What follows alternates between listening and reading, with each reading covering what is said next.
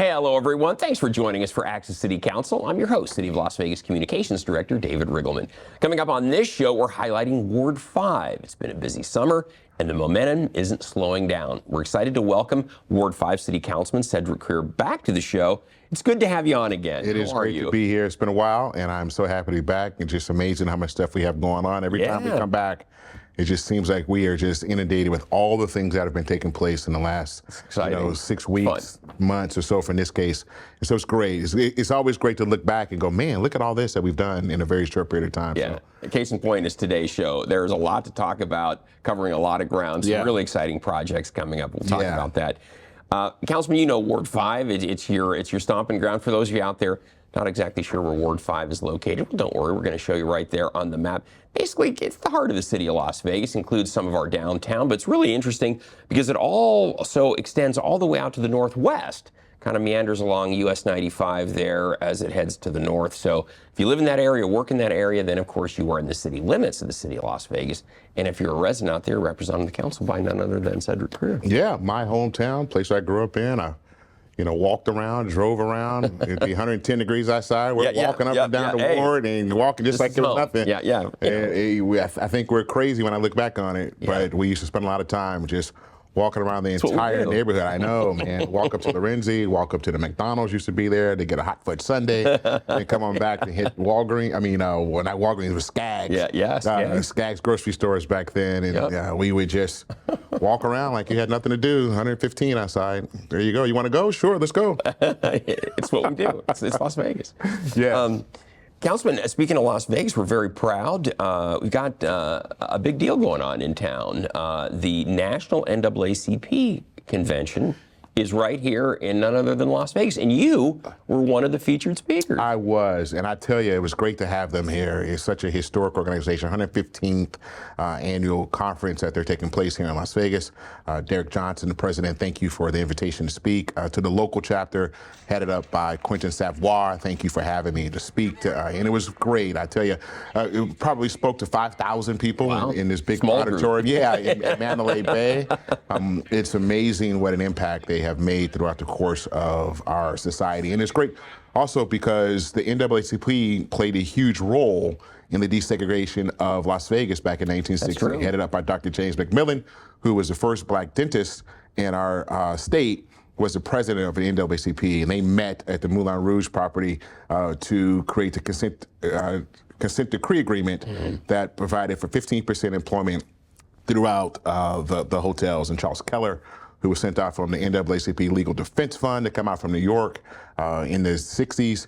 He's a gentleman that passed the bar, and he did so well that they thought that he cheated because the score was so high. And he sued, and the Nevada Supreme Court said there was no merit, and they said that he didn't pass the character test back then, and it took him 4 years to get his license. So the NAACP has been playing a role in our city for decades, and it's great to have the national convention here, the national office here. Big deal. It's sort of to see the works of all their history of their leaders from before to where we are now. Just to be able to have the convention at Mandalay Bay, just to sit there and to participate in the restaurants, the shows, and be there is a monumental step from where it was. Las Vegas, for those that don't know, was a very segregated city. It was called the Mississippi of the West. It was. For many years. And thanks to the work of NAACP members, as you just mentioned, and your father and mother, a lot changed over time. And here we are now, the national. And here we are today, So it's pretty full circle today. What'd you talk about? I talked about that a little bit. And it just so that the NAACP has played a big role. Las Vegas wouldn't be what it is if it wasn't for the work of an NAACP and the Justice Department and local leaders who really went out on a limb. I mean, can you imagine living in Las Vegas in 1960 and fighting for equality and opportunities in an environment that was not very friendly to you? And so those people had a lot of courage. They had a lot of foresight. And I am a product of their hard work. I am a product of, my family's a product, my brother and I are a product of the integration of the school district, which you didn't really realize back then, right? The school district didn't get integrated to 1972. I was born in 69, and here I was going to school, that those individuals were fighting for me. For me to have an opportunity to get a better education. And when I'm being bused into Hyde Park, or I'm going to a 6th grade center to help try to integrate the school district. I had no idea in the context of what that was all about. But now looking back, and it's also especially serving as a councilman for the ward, looking back, you see that that work has not gone in vain. Hopefully my forefathers are happy with what we're doing. Now we're the shepherds of that, and we're pushing it forward and moving it great. We live in a great city, but at one point we had some challenges and we worked through them, and I think we're a greater city from it. Las Vegas wouldn't be the city that it is today if it wasn't for the integration of Las Vegas and the work of the NAACP. It's funny, Councilman, you talk about that. Today, you take for granted people can live wherever they want to live. But back in that era, the historic West Side was the only place where African Americans could live here. Yeah, my parents moved out here in the mid-'60s. They could only live in the historic West Side. They could only go to restaurants. They could any entertainment that was there. They had an apartment over in the West Side, and then they purchased a home. Then purchased another home, the home I live in now in the mid-'70s. But you just don't take it. You somewhat take it for granted. Because it's sort of sight unseen. Like if I don't have to go through it, then it really didn't really happen, right? That's so sort of life in general. That's human nature. Yeah, it's sort of human nature. But if you do take a moment to reflect and look at the people that have played such a role, and we're going to talk about that in a little bit, about some of those people later, and what we created in order to highlight those individuals. It's great, and I think when we do ceremonies that we're going to talk about and do things, it gives you a moment to reflect back on those individuals that went through so much to get to where we are today. Well, congratulations on speaking to the National Convention. That's a big deal. Yeah, it's a big deal.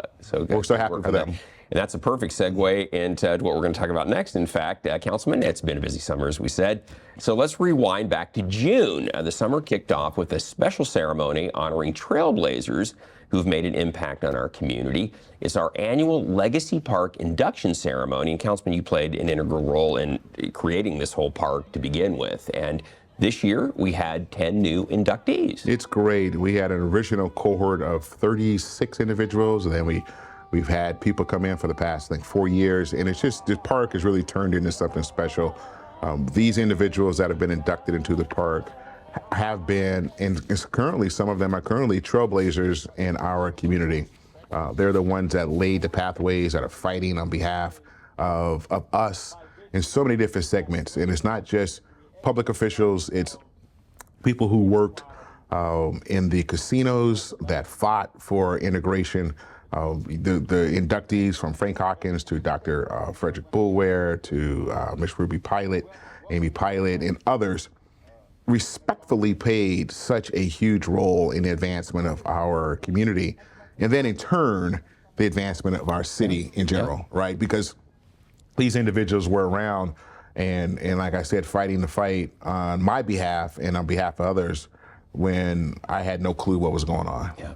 I was sheltered from all that as a youth, but they were out in the forefront. And so we thank them, and this is a great opportunity for us to do that with this park.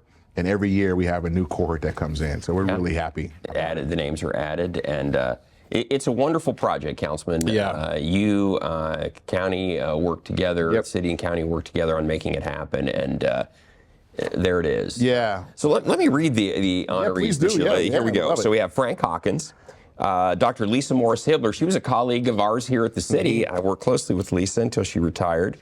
Wendell Williams, Curtis Amy Sr., Ruby Amy Pilot, who you mentioned, Dr. Frederick Boulware and Rosalie Boulware, Otis Harris Jr., Sylvia Fish Harris, and finally George Simmons Jr. So congratulations to all of them. You know what's interesting also is that the individuals who are inducted, most of them I knew, and most of them played a role into developing me who I am today in some way, shape, or form. Yeah. Whether Dr. Boulware and Rosalie Boulware, whether I was at their home or they were at my home, they had 3 boys, Richard, Jonathan, and Thornton. Thornton's the oldest. Richard is a federal judge, now married to Councilwoman Bruni. Oh, yeah. And I literally grew up with them, and they were either at my home or I was at their home, and they really developed us and have showed us a lot.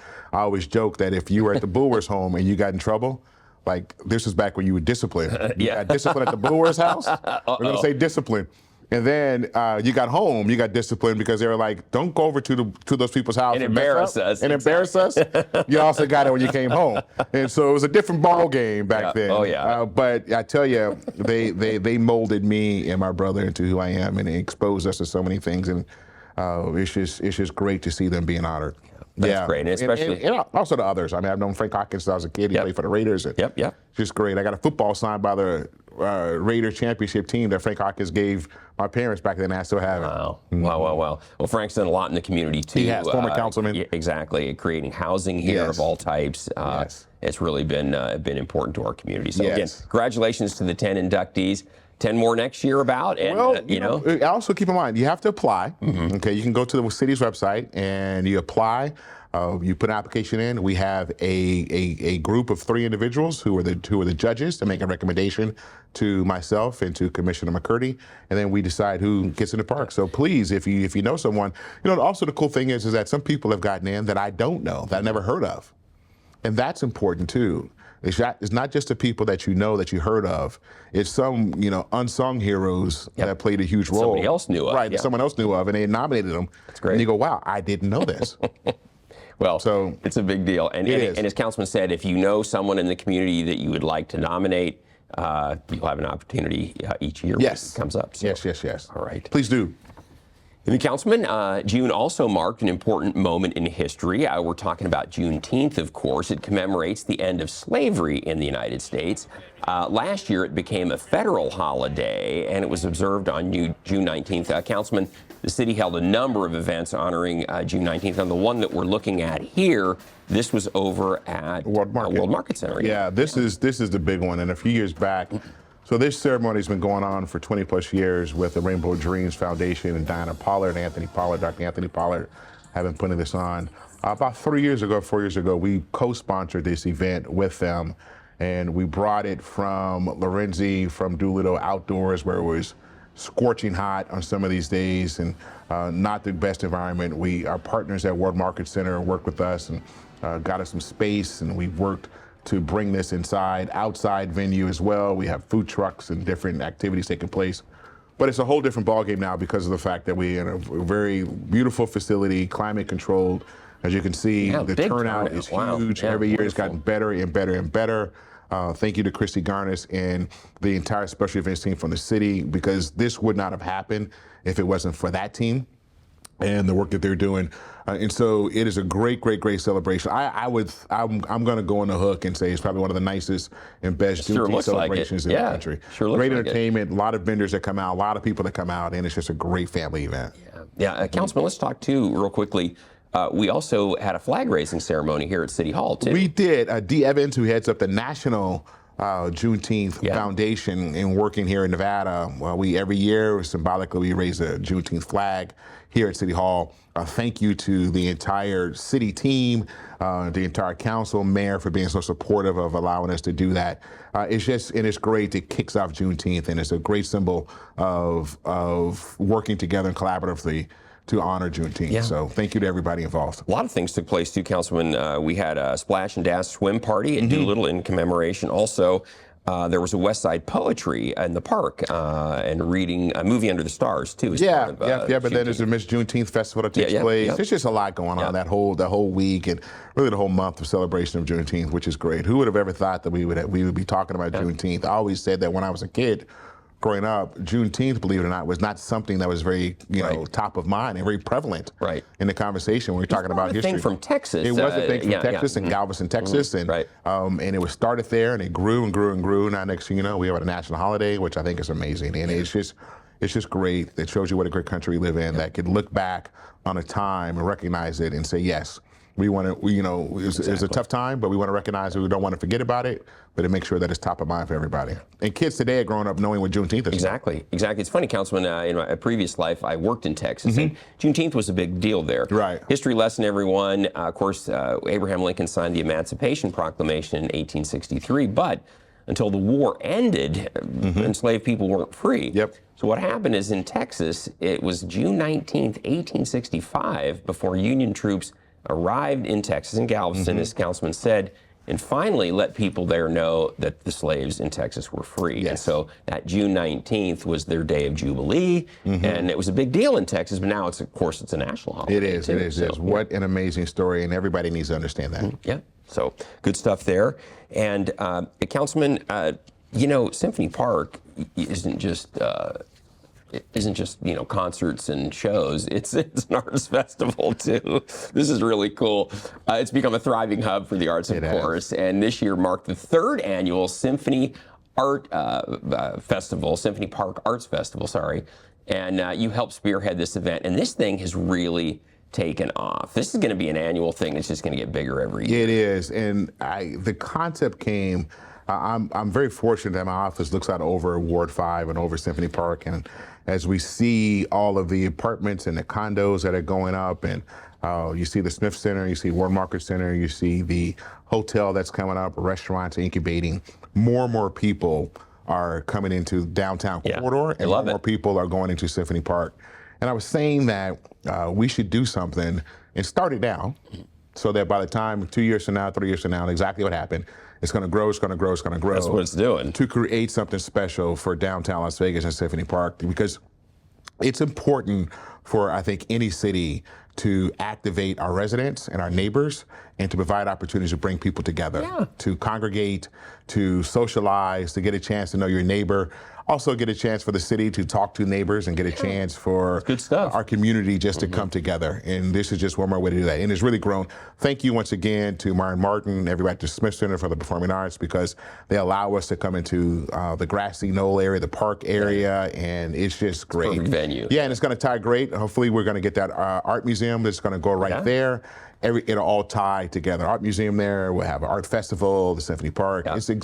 We're doing exactly what I think it was meant to be. Sure. When Oscar Goodman first had a vision to create way back when, downtown corridor 20 plus years ago. So yeah, that's right. Hopefully he is happy. He's proud of us. He is. Yeah. I'm sure he is.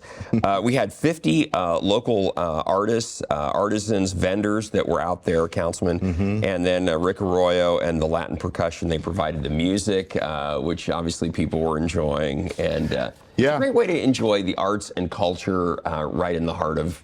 Really, it is of Las Vegas. It is, and our art community as well is so happy to have it. They go out and they sell their wares, whatever that is, and they're very happy. I've gone around, spoken to them, and they're just very appreciative of the fact that we're doing this. So, not on that end is a whole other perspective, which is great too. Yep, good stuff. Yes, so local artists get a chance to show their stuff and to go out and sell what they created, which I think is fantastic. Yeah. We like that. And then along those same lines, Councilman, the community came together for another big event this summer. This was on the historic West Side. It held its first ever farmers market. Now, I love farmers markets. Yeah. The event showcased local vendors selling fresh produce. And Councilman, tell us more. This is the inaugural farmers market. It is. How about the fact we have a farmers market in the historic West Side, which I just find mind-boggling. Once again, we have our urban farm, our MGM Resorts urban farm at James Gate Park. We harvest a lot of our fresh leafy greens. We've brought all the vendors that come in and to sell what they have. We've got fresh fruits and vegetables, which is fantastic. It was good. And also another thing too, it was very good. I sampled, I tasted, I purchased, and it was very good. Got to make sure it's good. Yeah, all that stuff is fresh. And then Councilman, remind everybody about our MGM urban farm. Yes. Talk a little bit about that. So look, we have a challenge in our community. We live in a urban farm, urban food desert, and we're trying to do what we can to grow our own fresh leafy greens and to give that back out to the community. And so we, with the help of MGM Resorts, who gave us a big grant in order to stand up our urban farm, we have 2 big containers at James Gate Park. We're growing our leafy greens as we speak right now. We're harvesting them and we give back out to the community. Tell everybody how the farm works. It's not a traditional... It's not a traditional. It is inside of containers. They use lighting. They use hydroponic, hydroponic grow. There's. It's amazing. It is pretty amazing to say that stuff is growing inside of these containers. When you walk in there, look, it's a robust smell. And it's fantastic. It's pretty cool. And then look, we have plans for James Gate Park as well. We want to build a co-op grocery facility there.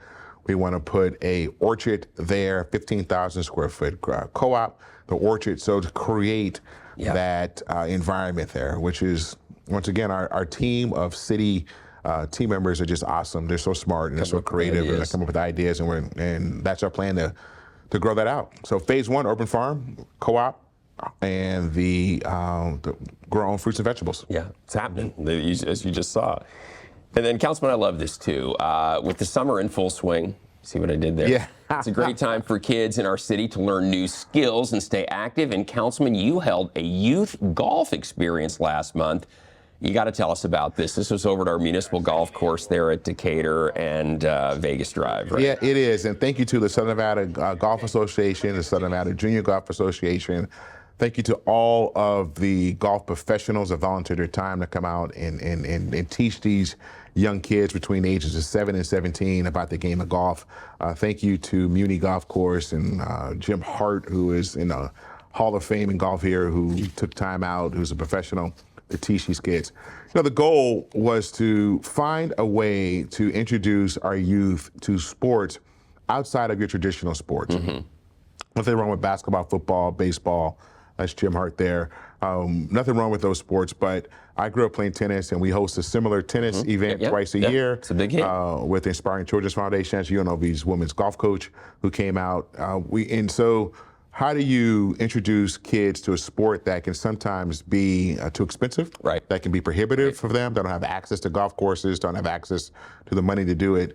And so how do you introduce the kids to that? And then on top of that, if you do find a kid that has an affinity for the game, how do you help nurture that? Yeah. And, you know, Jim Hart in the Southern Nevada Junior Golf Association, for the kids that participated, if they wanted, they got free golf lessons for the rest of the summer. Wow, nice. Which is pretty cool. And we've had kids that started out and first time ever hitting a golf ball that continue to play the game of golf. And it's something that you play the rest of your life. Yeah, that's right. Whether you go into high school, college, and play a professional level, it's a sport you'll play for the rest of your life. Or just to go out and have fun on the Just weekend. to go out and have fun. Exactly. So that's what that's all about. And my team, Harry Williams heads that up, and our team who put it together. Thank you all for your hard work to make this happen and to continue to make it happen. Yeah.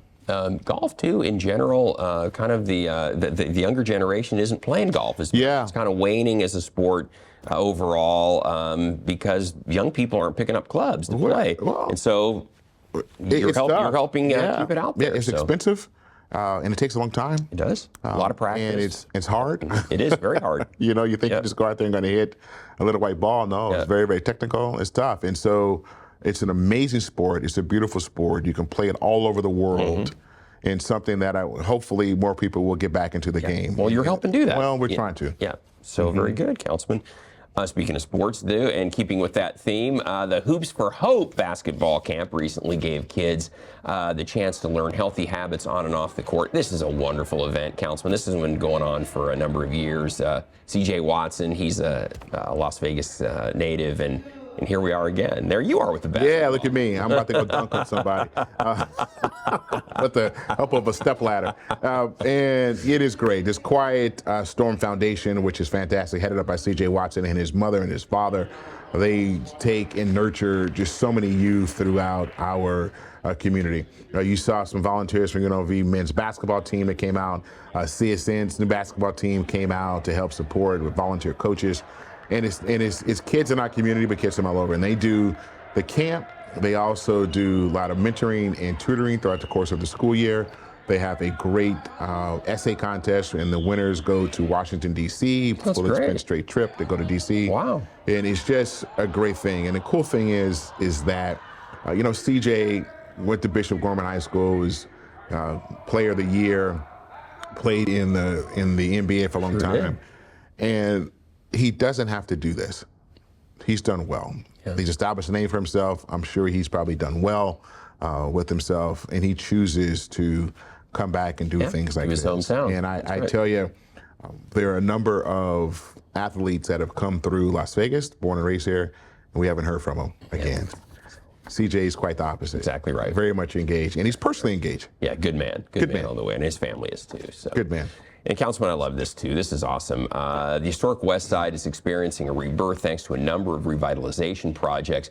One of these projects is the new West Side Education and Training Center. This is a really big deal. Councilman, the city broke ground on this new center. We have some video of that moment, and This is really a legacy project for you, I think. Well, look, this is something that we talked about even before I got in public office. Unemployment in our wards at 15%. My sentiment was this: how do we get people ready, trained, prepared to go to work in these jobs of the future, which are really jobs of now? And how do you get them trained in these high-skilled jobs that pay you a good wage, probably good benefits for you, and that will allow you to, live a life that you want to live? And so this training, Workforce Training Center, is a combination of the work that we've done with the College of Southern Nevada, and we're going to have the CSN Workforce Education Training Center there. It's going to train our community in manufacturing, construction, information technology, and healthcare. And we talked about it. Once again, we looked at a challenge in the community. We found a solution for the challenge. We executed on it, and here we are breaking ground on it. And it's going to change not only the landscape of the community, but it's going to actually get people working. Yeah. I'm a firm believer. Good jobs. Yeah, really good jobs. Yeah. I'm a firm believer. You give a person a good job, it changes their life, it changes their family's life, and ultimately changes our community's life. So this is something that's going to be very, very formidable moving forward. Well, congratulations. Yeah, that's great. As you mentioned, that was a partnership between the city, the College of Southern Nevada, and the U.S. Economic Development Administration. Yeah, we received the largest together. EDA grant in the history of our state of $6.9 million to help get this project coming together now. Yes, so very good. That project, that facility is scheduled to open at the end of 2025. So that'd be a big deal. And as you said, Councilman, that's going to have an impact on the community for years to come. Yes, it will. And then last but not least, Councilman, we love when new things open in the city, especially in each ward. There's a new hotspot in Neonopolis, right in the center of downtown. It's that's the entertainment complex called Neonopolis, of course. The place we're talking about is the Substance Nightclub. It opened earlier this month, and Councilman Ewan and the mayor were there for the grand opening. Looks pretty cool in there. Yeah, it does look pretty cool, and it's right in Neonopolis, right in downtown on Fremont Street. And congratulations to them. This is going to be EDM music, Latin music, live music venue, and it's just pretty cool to have it in downtown Las Vegas, which is booming. And, everybody's coming to downtown. 22 million visitors coming to downtown Las Vegas with the Fremont Street experience. This is going to allow people to come in and have a really cool, nice place. I will say that the facility is a large facility. They have a big bar, by the way, a large bar, so you shouldn't have to wait too long for a drink. Let's do some great music and have a good time. So we need them and want them to be very successful. EDM, of course, is electronic dance music for those of you who maybe aren't as hip as Councilman is. Yes, yes. You don't have to go out to the Speedway. That's right. So you can stay in the downtown. Exactly. You won't have, it's not hot in there either. Electric Daisy, nice. Right here. Climate control. Right downtown. Exactly. Yes, it is climate control. All right. Well, Councilman, great job. Great to have you back on the show. Folks, we're just about out of time, but we always want to hear from you. So if there's something you'd like to share with Councilman Crear, you can contact him by picking up the phone, 702-229-6405, or send him an email. His address is ccrear@lasvegasnevada.gov. You can also subscribe to the Ward 5 newsletter by using that QR code right there as well. We hope that you do. Councilman, great job. We'll see you back in 6 weeks for another update from Ward 5. You got a lot going on. Can't wait to see you. And we still got a lot going on. Yeah, so we'll have a lot more to talk about there, too. I'm looking forward already. Yes. So thank you so much. Stay cool out there. And don't miss our next show beginning on July 25th, everyone, with Ward 6 City Councilwoman Nancy Bruni. You can now catch all of our KCLV shows on Apple TV, Roku, and Amazon Fire. Also, watch for our QR code during the closing credits of this show to subscribe to our newsletter. And don't forget, you can watch us live on the internet at kclv.tv. Thanks for joining us, everyone. We'll see you next time around.